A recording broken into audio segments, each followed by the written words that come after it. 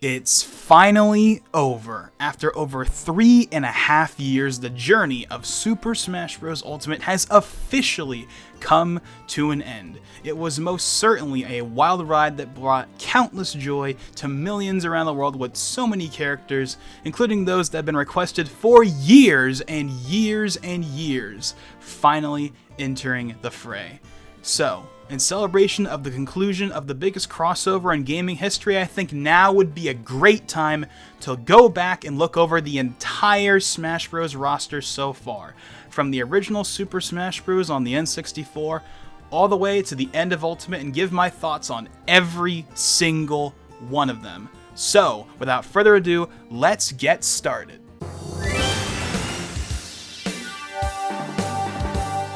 Of course, we gotta start this video off with the most iconic video game character of all time, the most famous plumber of all time, and the mascot of Nintendo himself. You know him, you love him, I'm of course talking about Mario.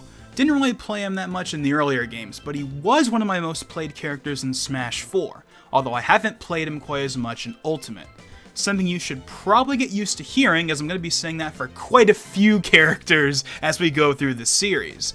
Still though, I don't have any real complaints with him. His moveset, like the majority of the original 12, hasn't really changed all that much over the last 20 years outside the addition of Flood and Brawl.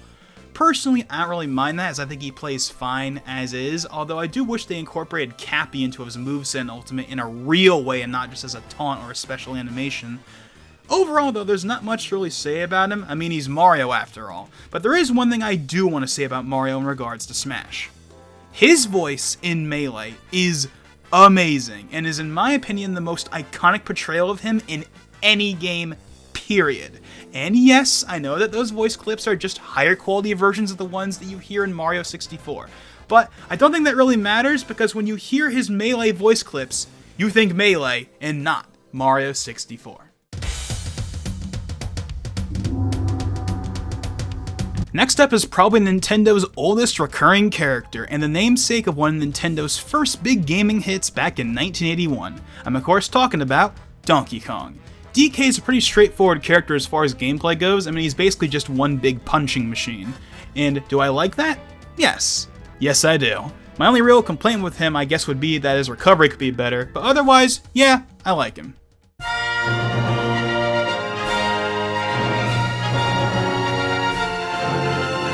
Next up is the hero of Hyrule himself, Link. Link is probably the one fighter of the original 12 that has changed the most over the years, at least from a visual perspective. Starting out with his Ocarina of Time design in 64 and Melee, then moving on to Twilight Princess and Brawl in Smash 4, and then finally today with his Blue Champion outfit from Breath of the Wild in Ultimate. And I'm sure whenever Link gets a new design in a future Zelda game, after the Breath of the Wild era wraps up, that design will be the basis for the next Smash game as well. And while he did receive some changes in his moveset in Ultimate to make him more in line with Breath of the Wild, he has overall remained similar to his previous appearances. And while I don't really mind that too much, I do wish that they had gone deeper in with his Breath of the Wild integration, like using the runes or having his final smash involve the champions and or the divine beasts, instead of what is effectively a reskin of Sheik and Zelda's old final smash.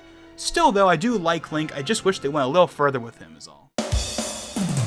Samus Aran, one of the most famous bounty hunters in gaming, is up next. I'll fully admit that back when I was a kid, I was one of those people that totally thought Samus was a guy, since I didn't know anything about her or Metroid as a whole outside of Melee. But then Brawl came out and rectified that belief real quick. But hey, I know for a fact that I'm far from the only one that believed that at one point in their lives. Her gameplay style isn't one I'm super big on, but I do like playing as her every now and then, although I've barely touched her in Ultimate for reasons we'll get into in the future. Still though, the change they did to her in Ultimate that lets you charge her blaster in the air was definitely a welcome one and makes me more inclined to play her than I used to. I pretty much never touched Yoshi in the earlier games, but I actually played him quite a bit in Smash 4 thanks to the various changes he received in that game. However, once again, he's another character that I have not really played all that much in Ultimate. Still though, I have no real complaints with how he plays at all. Although getting rid of the black Yoshi skin in favor of a crafted world skin that looks too similar to his regular skin, like many have said, wasn't exactly the right move.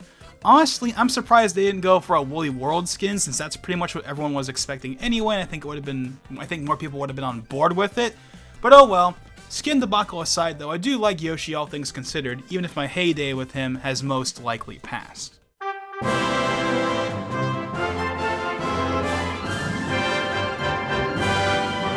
Next up is Kirby, one of the more iconic yet simplest designed characters out there, created by Sakurai himself at the age of 19 back in the early 90s. Despite Sakurai having not worked on a Kirby game since he left HAL in 2003, Kirby has been featured prominently in Smash to an extent, such as being one of the main characters in Subspace, and is prominently featured as the sole survivor of Gleam's attack at the beginning of World of Light. When I was a kid, if you asked me who my main was, and I actually knew what the heck that meant, I would have probably said Kirby. I played the crap out of Kirby back in Melee and Brawl, and I played him pretty much exactly how you'd expect, spamming moves and all that. In particular, of course, the classic down B. I also played him quite a bit in Smash 4 as well, but of course by that point I began to play him a lot better, not as blatantly, if you get what I mean. However, despite my storied history with Kirby, I have not touched him all that much in Ultimate, a theme again you're going to get used to a lot in this series, even though I do really like that they brought back his melee dash attack, and it's always fun to see his copy ability whenever a new fighter gets added. Regardless though, I still like Kirby, and he's probably one of my most played of the original 12, or at least he was back in the day.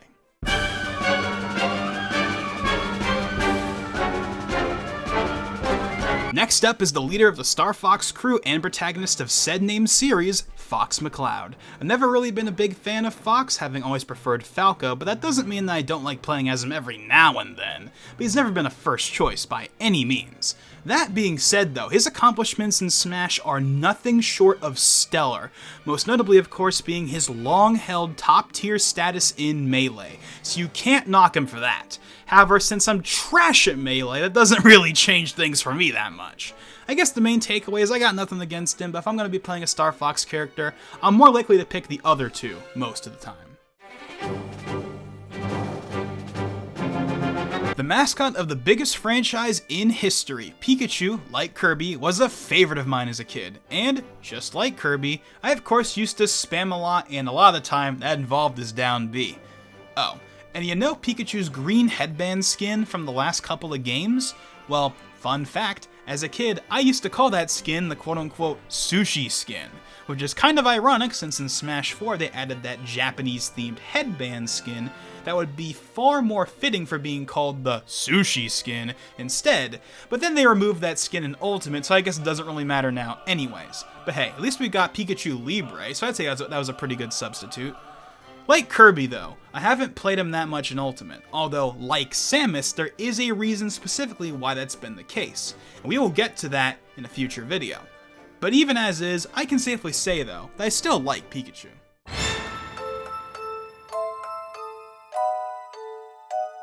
Introducing the second most famous plumber of all time and the younger brother of Mario, Luigi. Luigi has actually changed a pretty decent amount over time, starting as basically Green Mario in 64, to an Ultimate having several elements from Luigi's Mansion, his home series now, and a different overall speed compared to Mario that reflects how he plays in most Mario games, such as jumping higher for example.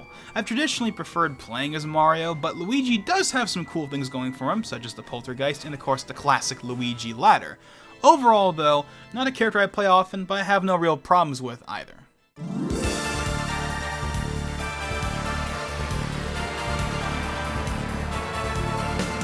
Ness is the first of a few characters we're going to be talking about here that are more well known for their appearances in Smash rather than their original series. Even though at this point pretty much everyone knows about Earthbound and the Mother series as a whole, Ness is still mainly known as that magic kid from Smash Bros. And unlike a certain other series that we'll be getting to shortly, the Mother/Earthbound series is probably never going to come back, as the creator of the series, Shigesato Itoi, has made it clear that he has no desire to create a new entry. And Nintendo sure as hell has no reason or desire to make a new entry themselves, not that I think the fanbase would probably even want a new official installment without Itoi being involved anyways.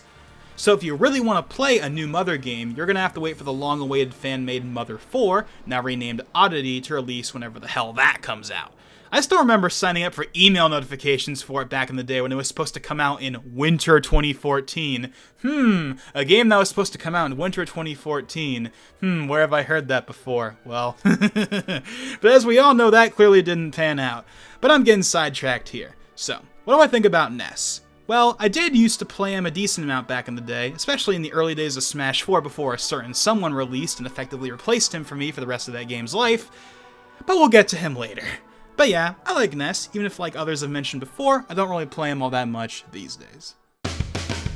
I'm not super big on Captain Falcon myself, but there is no denying that he is one of the coolest fighters in Smash. Like, come on, who doesn't like Captain Falcon? Everyone likes Captain Falcon. He's just so likable. I mean, come on, look at him. Despite his popularity though, the extended hiatus of his home series, F-Zero, has led to the running joke that he's more of a Smash character than an F-Zero one at this point. Which is a shame because people really do want to see his series return. But at the same time though, even though he's still stuck in Smash, he's at least loved in Smash. He's also ironically one of the most iconic fighters in Smash, although only because of what Smash did for him, not at all because of F-Zero. Hell, the Falcon Punch, a Smash creation, is probably the most iconic move in Smash history. Like, if he ever got cut, which he never will be because he's a part of the original 12, and the original 12 are never getting cut, end of the story, don't even want to hear it.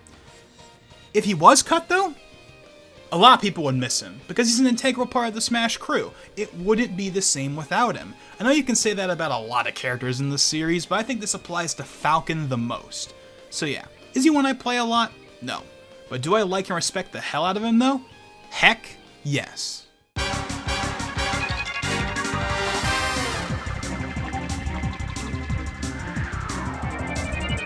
We've just got done talking about two fighters that are more well known because of Smash and not because of their original series. Well, guess what? We've got another one. While Jigglypuff is one of the more well-known Gen 1 Pokemon overall, thanks to her appearances in the anime, it's Smash where most of her current day popularity comes from. Whenever anyone talks about Jigglypuff these days, it's almost always in the context of Smash. And of course, a big reason for that is thanks to, of course, Hungrybox, pushing her to the forefront and making her a top tier in Melee, despite her drastically different gameplay to her Melee contemporaries. But what do I think of her? Yeah, I like her. Actually, I've actually played a decent amount of her in all the games, believe it or not. Yeah, now that's kind of a weird one considering all the previous characters and what I've said about them. However, though, I suck as Jigglypuff, although I am better with her now than I used to be, and I can't land a rest to save my life. But hey, I still like playing as her, so that's worth something at least.